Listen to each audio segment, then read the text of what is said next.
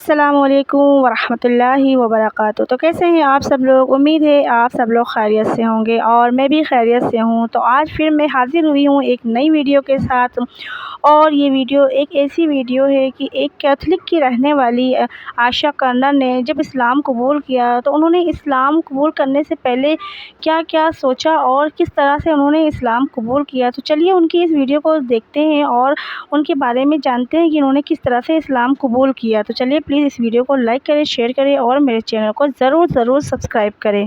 मेरा नाम आयशा कॉर्नर है। मैं बचपन में कैथोलिक धर्म में पली बड़ी थी और फिर 1999 में मैंने इस्लाम स्वीकार कर लिया। मेरा पालन पोषण कुछ हद तक धार्मिक माहौल में हुआ था। मेरे पिता धार्मिक नहीं थे, लेकिन मेरी माँ का पालन पोषण बहुत धार्मिक परिवार में हुआ था, क्योंकि उनकी माँ पहले नन थी। मैं कैथोलिक स्कूलों में पढ़ी और हर रविवार को चर्च जाती थी, इसलिए मैं बाइबल की सभी कहानियों और शिक्षाओं से अच्छी तरह परिचित थी। लेकिन जब मैं किशोरावस्था में आई तो शायद मैंने धर्म का पालन उतना नहीं किया। मैं कुछ खोज रही थी। मेरे जीवन में एक कठिन समय चल रहा था। मैं बहुत शराब पी रही थी, पार्टी कर रही थी, और मुझे याद है कि एक रात निराशा में मैं जमीन पर गिर पड़ी और मैंने ईश्वर से मदद मांगी। उसके बाद जल्द ही मेरी यात्रा शुरू हुई। मैं एक नृत्य कक्षा में किसी से मिली और हम कॉफी पीने गए। उस समय मुझे नहीं पता था कि वह मुस्लिम है। हमने बात शुरू की और बात धर्म पर आ गई। उन्होंने मुझसे पूछा कि क्या मैं मानती हूँ कि ईसा मसीह ईश्वर के पुत्र है। मैंने कहा, बिल्कुल, ईसा मसीह ईश्वर के पुत्र है। हम सभी ईश्वर की संतान हैं। मैंने कहा, लेकिन वह रक्तपुत्र नहीं है। फिर उन्होंने कहा, तुम में एक मुस्लिम का दिल है। यहीं से मेरी यात्रा शुरू हुई। मैं इसके बारे में और जानना चाहती थी। मैंने लाइब्रेरी जाना शुरू किया, इस्लाम के बारे में पढ़ाई शुरू की, और कुछ महीनों के भीतर मुझे यकीन हो गया कि इस्लाम मेरे लिए सही रास्ता है। मैंने इस्लाम स्वीकार कर लिया। इस्लाम में एक सुंदरता है जिस चीज ने मेरे दिल को सबसे ज्यादा छुआ। वह यह थी कि मेरे हर सवाल का जवाब था। हर एक सवाल, चाहे वह कैथोलिक धर्म के बारे में हो या कुछ और, इस्लाम के पास हमेशा जवाब था। मृत्यु के बाद क्या होता है? मृत्यु के चरण क्या है? अगर हम पाप करते हैं तो क्या होता है? इस्लाम ने मुझे शांति दी, और यही सबसे बड़ी चीज थी। मुझे लगता है कि मुझे एक अनमोल उपहार मिला है। कभी कभी मुझे दुख होता है जब लोग नहीं समझते कि ये कितना बड़ा उपहार है। इस्लाम मेरे लिए एक पूर्ण जीवन शैली है। यह एक विश्वास का कोट है। यह आपके जीवन के हर हिस्से में समा जाता है।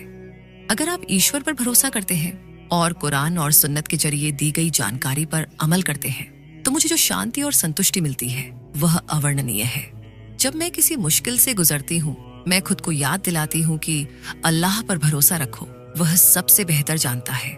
पिछले कुछ सालों में जो मुश्किलें आईं, उन्होंने मेरे विश्वास की सबसे बड़ी परीक्षा ली। जब मैंने इस्लाम स्वीकार किया तो यह मेरे लिए भी और दूसरों के लिए भी एक संघर्ष था। मेरे ज्यादातर दोस्तों ने मुझसे दूरी बना ली, सिवाय एक खास दोस्त के। मेरी माँ और मेरे बीच भी बातचीत कम हो गई, क्योंकि वह चाहती थी कि मैं फिर से कैथोलिक बन जाऊं। उन्हें यह स्वीकार करने में करीब 15 साल लगे कि मैंने इस्लाम चुन लिया है। मुझे लगता है कि एक माँ के तौर पर उनकी चिंता थी कि कहीं ये कोई पंथ तो नहीं या कुछ ऐसा जिसके लिए उन्हें चिंता करनी चाहिए। लेकिन समय के साथ जब उन्होंने देखा कि मैं अपने विश्वास का पालन करती हूँ, दिन में 5 बार नमाज पढ़ती हूँ और लोगों के साथ अच्छा व्यवहार करती हूँ, तो वह निश्चिंत हो गई और खुश है कि मैं खुश हूँ। ये मेरे लिए सबसे बड़ी खुशी है।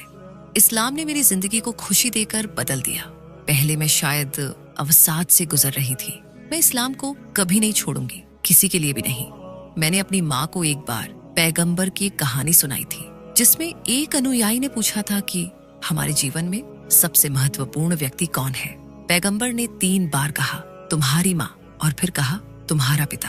मैंने अपनी माँ से कहा कि आप मेरे लिए इस धरती पर सबसे महत्वपूर्ण व्यक्ति हैं, लेकिन अल्लाह मेरे जीवन के लिए सबसे महत्वपूर्ण है।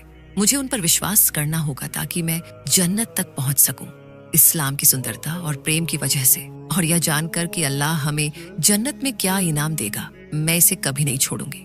हिजाब पहनने का फैसला मेरे लिए सालों तक एक संघर्ष रहा।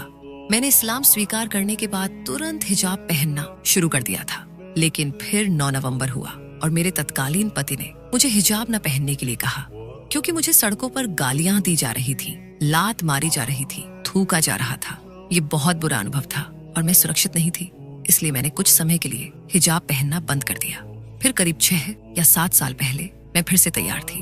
मैंने हिजाब पहनना शुरू किया। जब मैंने इसे काम पर पहना तो लोग मुझे देखते थे और सोचते थे कि क्या हो रहा है। अगले दिन जब मैंने फिर हिजाब पहना तो कुछ लोगों ने पूछा, क्या ये फैशन की चीज है? मैंने कहा कि यह मेरे विश्वास और धर्म का हिस्सा है। इससे बातचीत शुरू हुई और अब लोग मुझे हिजाब के साथ स्वीकार करते हैं। इस्लाम हर किसी को, चाहे वह विश्वास करे या न करे, सम्मान, गरिमा, सत्य और संतुष्टि दे सकता है। इस्लाम ने मुझे अवसाद से बाहर निकाला। अगर आप इस पर विश्वास करते हैं तो यह आपको उस अंधेरे अवसाद से दूर रख सकता है। इस्लाम में हर चीज का जवाब है, हर चीज का इलाज है, और यही इसकी सुंदरता है जिसे मैं प्यार करती हूँ। न्यूजीलैंड में एक मुस्लिम होने के अपने संघर्ष हैं। आप दो दुनिया में रहते हैं, पश्चिमी संस्कृति और इस्लामी संस्कृति। इस्लामी संस्कृति कुछ पश्चिमी चीजों जैसे बार में जाना, शराब पीना या क्लबिंग करना के साथ मेल नहीं खाती। इसलिए दोनों के बीच संतुलन बनाना जरूरी है ताकि हम एक दूसरे का सम्मान करें। मैंने पाया कि अगर मैं किसी चीज को लेकर असहज हूँ और उसे बता देती हूँ तो लोग समझते हैं। उदाहरण के लिए मेरे कार्यस्थल पर एक बार क्रिसमस पार्टी थी जो रेसकोर्स में हो रही थी।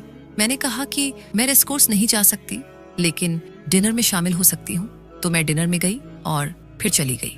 मेरे सहकर्मी भी समझौता करते हैं। अब मेरे कार्यस्थल पर मेरे लिए जिंजर बियर रखी जाती है, जबकि बाकी लोग शराब पीते हैं। पहले मैं कार्यस्थल पर नमाज पढ़ने के लिए कहने से डरती थी, लेकिन एक दिन मैंने अपने कार्यस्थल से पूछा कि क्या मैं मीटिंग रूम में नमाज पढ़ सकती हूँ। उन्होंने कहा, बिल्कुल। मैंने पूछा कि क्या दरवाजे पर पर्दा लगाया जा सकता है ताकि गोपनीयता रहे। उन्होंने ऐसा किया। फिर अगले ऑफिस में उन्होंने दरवाजे पर अपारदर्शी कवर लगाया। अब हमारे सभी ऑफिसों में प्रेयर रूम है। न्यूजीलैंड और ऑस्ट्रेलिया में मेरी कंपनी जिस तरह से विभिन्न धर्मों का सम्मान करती है और लोगों को उनके विश्वास का पालन करने में मदद करती है, वह शानदार है। संचार बहुत जरूरी है। अगर हम बात नहीं करेंगे तो न्यूजीलैंड के लोग नहीं जान पाएंगे कि हमें क्या चाहिए, और हम नहीं जान पाएंगे कि उन्हें क्या चाहिए। संचार से सभी अंतराल को पाटने में मदद मिलती है। तो आई होप आज की वीडियो आप लोगों को बहुत पसंद आई होगी। तो प्लीज़ कमेंट बॉक्स में ज़रूर बताएं कि आपको ये वीडियो कैसी लगी, और मेरी वीडियो को लाइक करें, शेयर करें और मेरे चैनल को ज़रूर सब्सक्राइब करें। तो फिर मिलते हैं इंशाल्लाह एक नई वीडियो के साथ। जब तक कि अल्लाह हाफिज़।